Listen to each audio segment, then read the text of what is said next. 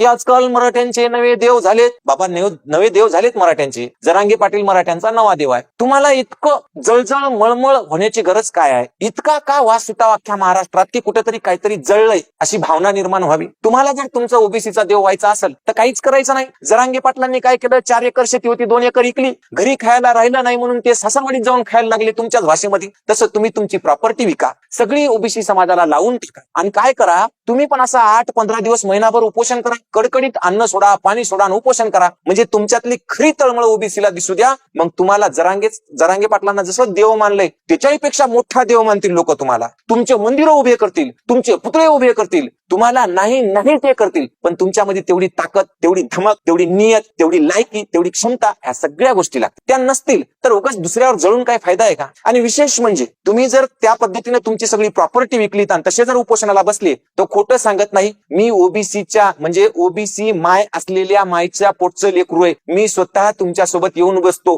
आणि तुम्हाला देव मानतो आणि रोज तुमची पूजा करतो. फक्त तुमच्या धमक असेल तर तुम्ही काय करायचं? जरांगे पाटलानं जशी प्रॉपर्टी विकली तशी विकायची आणि 12 दिवस 15 दिवस उपोषणाला बसायचं. आणि नसली काही विषय नाही. माहित आहे अख्ख्या महाराष्ट्राला तुम्ही सगळं काऊन बोलायले काऊन नाही, त्याच्यामुळे मी एक्सप्लेन करत नाही. पहिला मुद्दा तुम्ही झालं, मराठ्यांचा देव जरांगे पाटील मानतो आम्ही, पण या प्रश्नाचे उत्तर द्या. आणि तुमच्याकडे व्हिडिओ पोहोचणार 100%. आणि तुमच्याकडे व्हिडिओ माझा मराठा बांधव ओबीसी बांधव दोन्ही बी पोहोचवणार. कारण त्याला बी कळून चुकलंय की ज्याला तुम्ही मराठ्यांचा देव म्हणाले त्यानं देवत्व कसं निर्माण केलं, कसं पैदा केलं आणि तुम्ही देव का होऊ शकत नाही, या दोघातला फरक जे आहे की नाही ते सगळ्या मराठा बांधवाला आणि सगळ्या ओबीसी बांधवाला कळलं. त्याच्यामुळे व्हिडिओ तुमच्यापर्यंत 100% पोहोचणार. व्हिडिओ युट्यूबला आला की घंट्याभरातच पोहोचणार, त्याची काळजी करू नका. फक्त उत्तर काय द्यायची ते ठरवून ठेवा. आता तुम्ही दुसरी एक गोष्ट म्हणलात की जरांगे पाटील म्हणले की मी जेलमध्ये पिठलं भाकर खाल्ली, बेसन भाकर खाल्ली. तुम्ही त्याच्या पुढचे निघालात. तुम्ही म्हणले पाटील मी फक्त बेसन भाकर नाही त्याच्या संग कांदा बी ठेचून खाल्लाय. पण साहेब हे सांगताना जरा कारण बी सांगाव ना जेलमध्ये जाऊन पिठलं भाकर खाण्याची. तुम्ही म्हणजे काय स्वातंत्र्य युद्धासाठी जेलमध्ये गेले होते का? ओबीसी बांधवांच्या भल्यासाठी गेले होते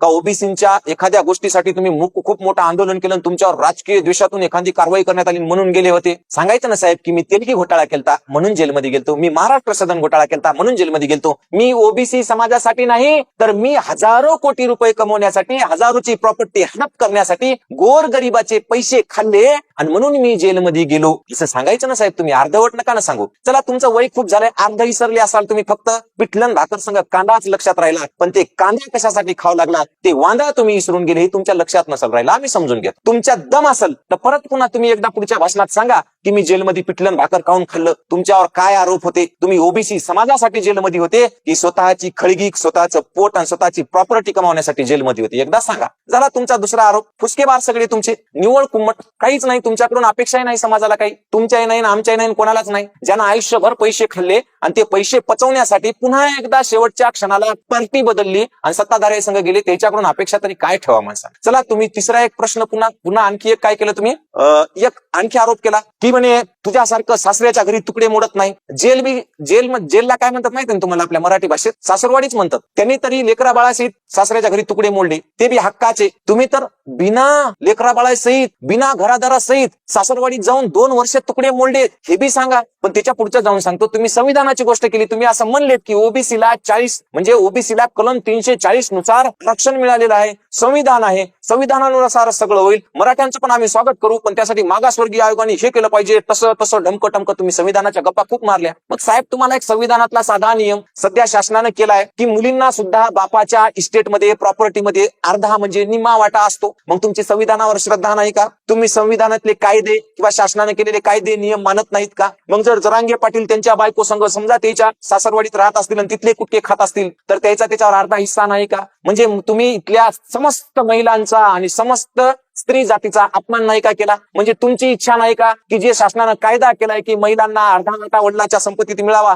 तो मिळू नाही, तो घेऊ नाही, ते हीन आहे, वाईट आहे, अशी तुमची इच्छा आहे का? नसल आणि तुमच्या गुणात पुन्हा दम असेल तर तुम्ही समस्त महिलांची माफी मागितली पाहिजे की मी जरांगे पाटलांना असं म्हणलो की ते त्याच्या सासरवाडीत जाऊन कुटके खायलेत, याबद्दल तुम्ही पुन्हा एकदा माफी मागितली पाहिजे. पण तुम्ही मागणार नाही. तुम्ही हे सुद्धा अनावधानानं बोललेत कारण तुमचं वय झाले, तुम्हाला तेवढे लक्षात राहत नाही. असो काही घोर नाही, काही अडचण नाही, आम्ही समजून घेतो. पण साहेब तुम्हाला जरासं तरी काय काय वाटत असलं तर तुम्ही परत एकदा पाहावं की आपण जे बोललो ते महिलांच्या हिशोबाने, संविधानाच्या हिशोबाने, कायद्याच्या हिशोबाने योग्य आहे का. आणि तेही तुम्ही छाटछूट माणसं नाहीत पुन्हा, तुम्ही सध्या संविधानिक पदावर आहेत, एका पक्षाचे आमदार मंत्री आहेत, तरी सुद्धा बरं चला असो ठीक आहे, होऊ द्या, झालं असेल वयानुसार, त्याच्या पुढे जातो साहेब. आणखी काही तुमचे आहेत ना बरेचसे, आणखी तुम्ही काय केलं, मराठ्यांना हजारो कोटी वाटले म्हणले, तुम्ही आरोप केला आहे की नाही, तुम्ही म्हणले मराठ्यांना हजारो कोटी वाटले. बाबा मराठ्यांना वाटायसाठी जे पैसा शासनाने दिला त्याच्यासाठी कोणाची नाही याच्याबद्दल काही आपल्याला माहिती नाही, घ्यावी, चांगल्या पद्धतीने घ्यावी. कारण काय माहितीये का, जो पैसा वाटला तो उपकार केला नाही. जे शासन चालवतं, जे सरकार चालवतं, त्याचं कार्यच आहे की ज्याला ज्या पद्धतीनं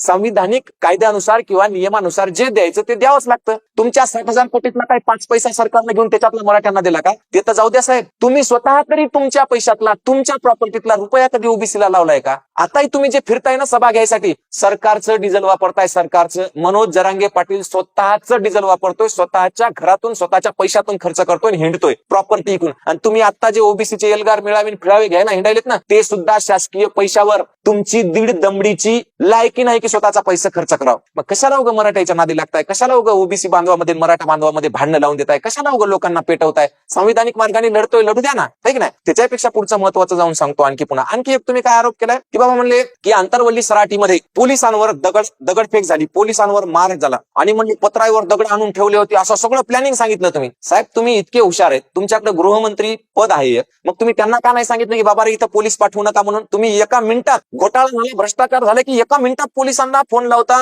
तुम्ही वकिलांना फोन लावता, अटकपूर्व जामीन घेता, 5 घंट्याच्या तुमच्याकडे अटकपूर्व जामीन येते, आणि तुम्ही आंतरवल्ली सराटीमध्ये पोलिसांना मारणार आहेत, घरावर दगड आणून ठेवलेत, एवढं सगळं तुम्हाला माहित झालं, पण तुम्ही गृहमंत्र्यांना सांगितलं नाही, पोलिसांना अटकेल नाही. एवढा सगळा प्लॅन तुम्हाला माहित होता, तरी तुम्ही काहीच केलं नाही. म्हणजे एकतर तुम्हाला हे काहीच माहित नाही, तुम्ही नुसतं फेकाफेकी करायले. आणि जर फेकाफेकी करत नसतील, तुम्हाला खरंच माहित असलं असतं तर तुम्ही सांगितलं नसतं का. बरं त्याच्याही पुढचं जाऊन सांगतो, तुम्ही म्हणले जरांगे पाटील 3 वाजेपर्यंत घरात लपून बसले पोलीस आल्यावर. साहेब काल बोलायला होता, तुमचा वाढदिवस होता साहेब, तुम्ही वाढदिवसाच्या दिवशी काय सिक्युरिटी, काय ते माणसं, तुमचे कार्यकर्ते बाहेर बोंबलून गेले की भुजबळ साहेब, भुजबळ साहेब, भुजबळ साहेब. भुजबळ साहेब दरवाजात सुद्धा आले नाही हो, खिडकीत सुद्धा आले नाही हो. मग कोणच शेपूट घातली, कोण भित्र आहे एकदा कळू द्या की साहेब सगळ्यालाच. म्हणजे आपल्या घरी नाही दाना आणि फुकटचा बाजीराव म्हणा, अशा पद्धतीचं काम झालं. आमच्या इकडे तुम्ही एक शेअर मारला साहेब, जबरदस्त शेअर होता. काय होता ते तुमचा शेअर, लष्कर भी तुम्हारा. ते तर मला असं वाटू लागलं कांदा ले लो, भाजी ले लो, पण तरी सुद्धा तुमचा शेअर होता म्हणते. आम्ही समजून घेतला की काय होतं ते, लष्कर भी तुम्हारा, सरदार भी तुम्हारा.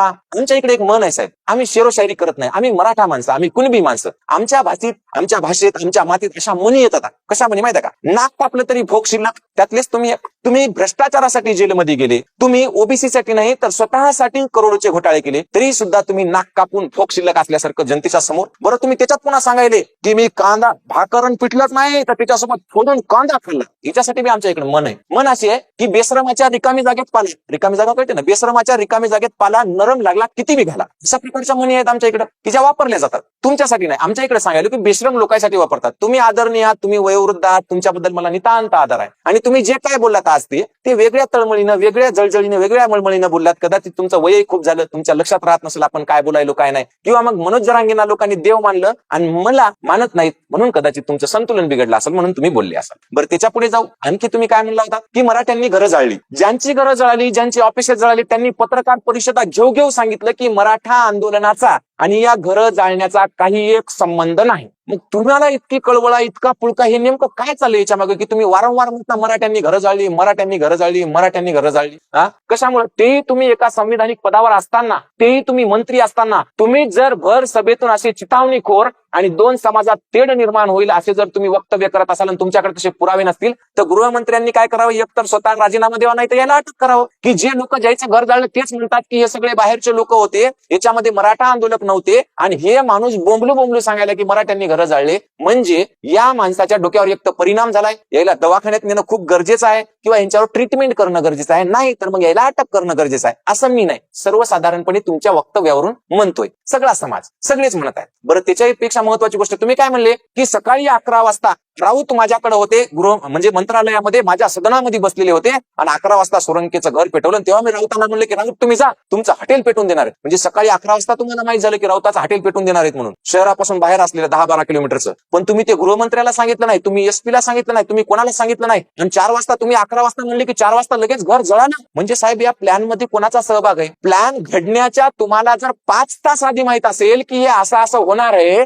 म्हणजे गृहमंत्र्यांनी सरळ सरळ तुम्हाला ताब्यात घ्यायला पाहिजे पोलिसांनी आणि विचारायला पाहिजे तुम्हाला 11 वाजता कळलं कसं की राऊतांचं घर जळणार आहे म्हणून. तुम्ही भर सभेमध्ये या एल्गार मिटिंगला सगळ्या मीडिया समोर सगळ्या समोर म्हणलेत की मला 11 वाजता कळालं की राऊतांचं घर किंवा हॉटेल जाळणार आहे, मी राऊतांना पाठवलं. याचाच अर्थ तुम्हाला त्या कटाबद्दल सगळी माहिती होती. ती माहिती तुम्हाला कशी होती का होती याची चौकशी गृहमंत्रालयानं करणं खूप गरजेचं आहे. नाहीतर तुम्ही तरी याचं समोर येऊन स्पष्टीकरण देणं गरजेचं आहे. नाहीतर पुन्हा एकदा कांदा भाकर पिटलं तुमच्या नशिबी येणार एवढं खरं आहे. त्याच्या पुढे जाऊ आपण. अजून तुम्ही एक आरोप केला, काय म्हणले की बाबा म्हणले इथून पुढे म्हणजे मराठा समाजाला सरसकट असे कुणबी प्रमाणपत्र वाटले की एका दिवशी 2000, मग 3000, मग 5000, मग 12000, मग 15000. बरोबर आहे तुमचं म्हणणं, असे वाटले. जर ते त्याच्यावर लिहिलेलंच असेल तर याचा अर्थ असा आहे की इथं काम करणारा तहसील पासून कलेक्टर पासून तर सगळ्याला सगळी व्यवस्थाच भ्रष्ट आहे. म्हणजे तुम्ही ज्या सरकारमध्ये काम करताय त्या सरकारच्या मुख्यमंत्र्यापासून चपराशापर्यंत ए टू झेड माणसं भ्रष्ट आहे